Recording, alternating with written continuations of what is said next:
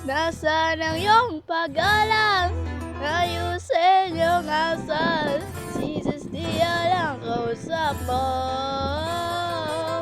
Kala mo ba na tatanggapin namin ang iyong ugaling basto?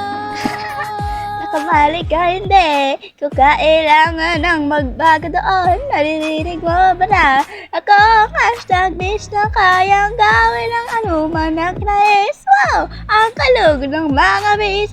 Kaya nga akong walang galang ay kasi walang makakapagalang. Kayong mga nandito, takot na ba kayo na lumaban? Laos na nga kayo.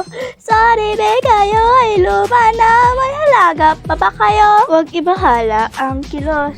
Akaya nga akong walang galang. Daig ko kayo sa kagustuhan. Yung mga bis ay hanggang na walang alam.